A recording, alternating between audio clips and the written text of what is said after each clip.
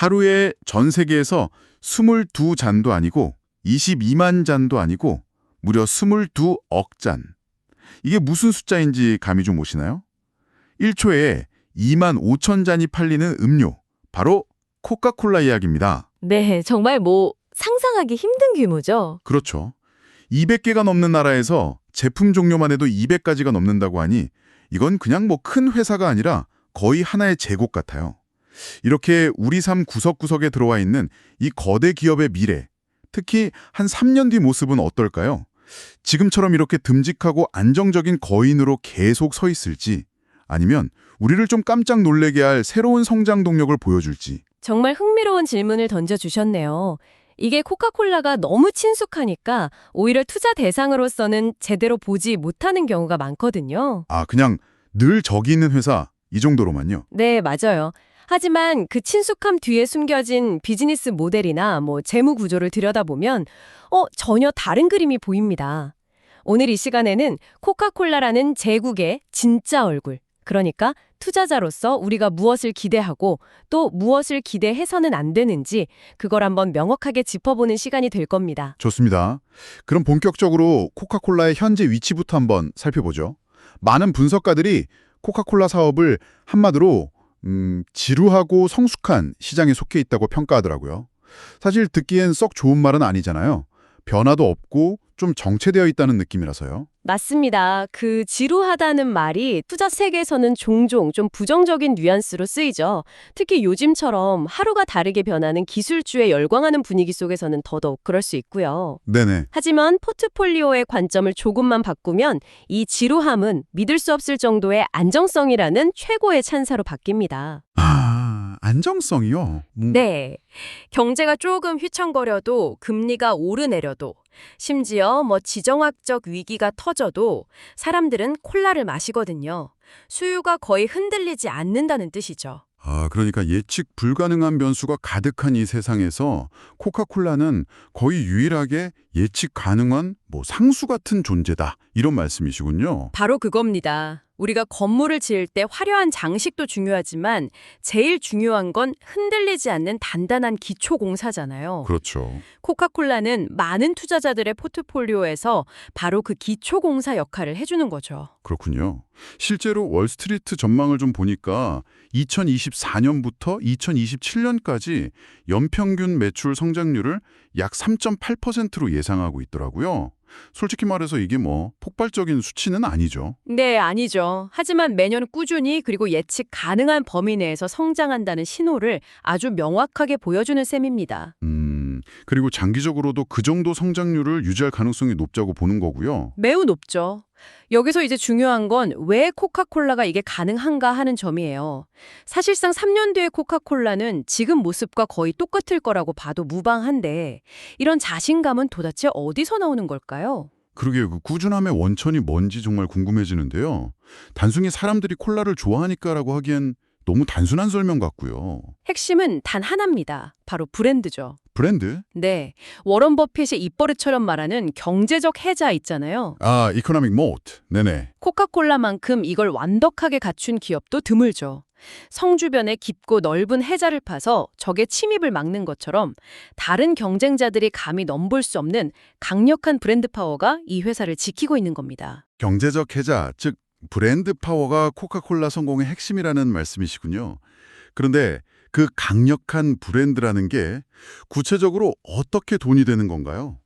그냥 이미지가 좋다는 것만으로는 좀 부족할 것 같은데요. 좋은 질문입니다. 브랜드 파워가 실제 수익으로 연결되는 가장 중요한 고리.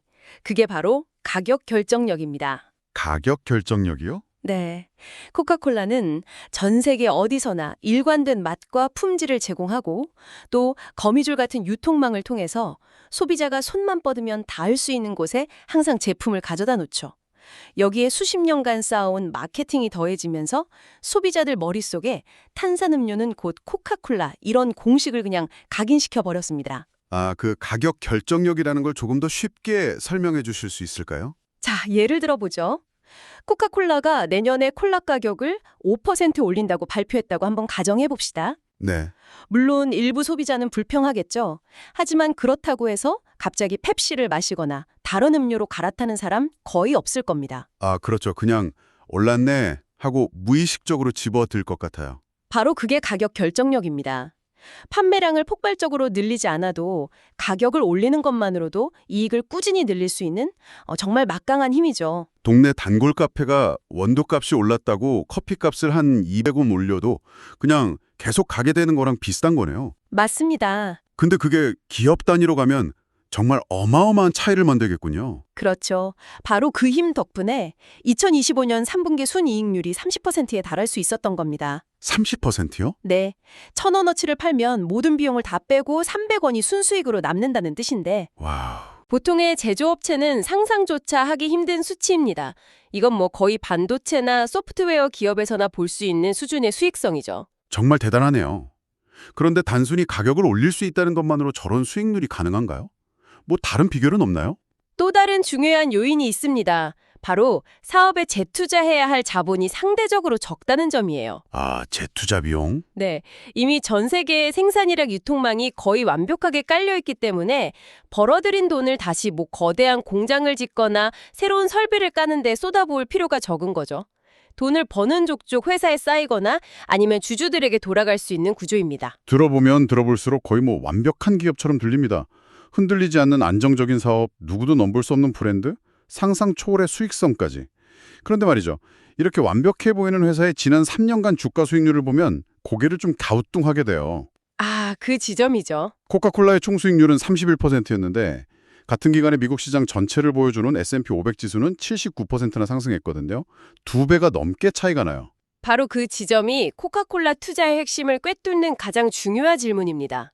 이렇게 좋은 회사 주식은 왜 시장보다 못 올랐는가? 네. 이 수치는 코카콜라가 시장의 평균 성장률을 훌쩍 뛰어넘는 소위 말하는 대박을 터뜨릴 주식은 아니라는 사실을 명확하게 보여줍니다. 앞으로 3년 동안도 시장 지수를 압도하는 성과를 내기는 현실적으로 쉽지 않을 겁니다. 아니 그러면 솔직히 그냥 S&P 500 지수를 추종하는 ETF에 투자하는 게 더 낫지 않나요? 안정적인 건 알겠지만 수익률이 이렇게 차이 나는데 굳이 코카콜라 주식을 사야 할 이유가 있을까요? 특히 젊은 투자자들한테는 전혀 매력적이지 않을 수도 있겠어요. 정확한 지적입니다. 만약 투자 목표가 1, 2년 안에 자산을 2배, 3배로 불리는 것이다. 그러면 코카콜라는 정답이 아닐 수 있습니다. 하지만 모든 투자자가 그런 목표를 가지고 있는 건 아니죠. 아, 여기서 코카콜라의 또 다른 매력, 바로 배당이 등장합니다. 배당이요? 네, 앞서 말씀드렸듯이 코카콜라는 돈은 잘 버는데 그 돈을 다시 사업에 투자할 필요가 적다고 했죠. 네, 그랬죠. 그 남는 현금이 어디로 갈까요? 바로 주주들의 주머니로 들어갑니다. 배당금의 형태로 말이죠. 그리고 코카콜라는 단순히 배당을 주는 수준이 아니라 그 액수를 끊임없이 늘려온 회사입니다. 어느 정도 수준인데요? 2026년이 되면 무려 64년 연속으로 배당금을 인상하는 해가 될 것으로 예상됩니다. 와, 64년 연속이요? 64년 연속이라니 정말 믿기 어려운 기록이죠. 그러네요. 베트남 전쟁 때부터 시작해서 오일 쇼크, 닷컴 버블, 금융위기, 그리고 최근의 팬데믹까지 인류사의 굵직한 위기를 다 겪으면서도 단 한 번도 빼놓지 않고 주주들에게 주는 돈을 늘려왔다는 뜻입니다. 와, 이건 그냥 안정적인 수준이 아니라 거의 뭐 역사의 증인 같은 느낌이네요. 결국 폭발적인 주가 상승을 노리는 투자자보다는 은행 이자처럼 안정적이고 꾸준한 현금 흐름을 원하는 투자자에게 훨씬 더 매력적인 선택지다. 이런 말씀이시군요. 정확합니다. 투자의 세계를 롤러코스터 타는 것에 비유한다면 코카콜라에 투자하는 건 롤러코스터가 아니라 매달 꼬박꼬박 월세가 들어오는 우량한 상가 건물을 사는 것과 같아요. 아, 비유가 아주 와닿는데요. 짜릿함은 없지만 내 통장에 예측 가능한 현금을 계속해서 꽂아주죠. 은퇴 후 생활비를 마련하려는 분들이나 자산 가치에 급등나게 스트레스 받고 싶지 않은 분들, 즉 인컴 투자자들에게는 이보다 더 좋은 선택지가 드뭅니다. 코카콜라는 그런 투자자들의 소득에 대한 갈증을 확실하게 채워주는 샘물 같은 존재인 셈이죠. 자, 오늘 이야기를 쭉 정리해보니까 그림이 아주 명확해지네요. 코카콜라는 강력한 브랜드를 기반으로 한 흔들리지 않는 수익성 높은 거인이다. 네. 따라서 향후 3년간 이 기업에 기대해야 할 것은 시장을 압도하는 주가 상승이 아니라 어떤 위기에도 흔들리지 않고 꾸준히 지급될 배당금이다. 이런 결론에 도달하게 되는군요. 맞습니다. 이 분석을 조금 더 큰 그림에서 보면 우리가 일상에서 접하는 기업의 이미지와 투자 대상으로서의 성격이 얼마나 다를 수 있는지를 보여주는 아주 좋은 사례라고 할 수 있습니다. 아, 그 둘이 다를 수 있다. 네, 모두가 즐겁고 상쾌하고 젊은 브랜드로 알고 있는 코카콜라의 이면에는 사실 느리지만 꾸준하고 예측 가능한 현금 창출 기계라는 투자 특성이 숨어 있는 거죠. 이 차이를 이해하는 것이 코카콜라 투자의 첫걸음이라고 할 수 있습니다. 오늘 분석은 코카콜라의 강력한 브랜드 해자가 어떻게 이 기업을 지켜주는지에 초점을 맞췄는데요. 여기서 한 걸음 더 나아가서 이런 상상도 해볼 수 있을 것 같습니다. 만약 전 세계 소비자들이 약속이라도 한 듯 설탕에 된 음료를 건강의 적으로 규정하고 완전히 외면하는 시대가 온다면 어떻게 될까요? 아주 근본적인 질문이네요. 물론 코카콜라는 이미 제로콜라를 포항해서 200개가 넘는 제품군으로 이런 변화에 대응하고 있지만 만약 그 변화의 속도가 예상을 뛰어넘는다면요. 세상에서 가장 강력한 브랜드라도 근본적인 위협 앞에서는 어떻게 될지, 그 거대한 해자의 균열이 생길 가능성은 없을지 한번 생각해 보시는 것도 흥미로운 질문이 됩니다.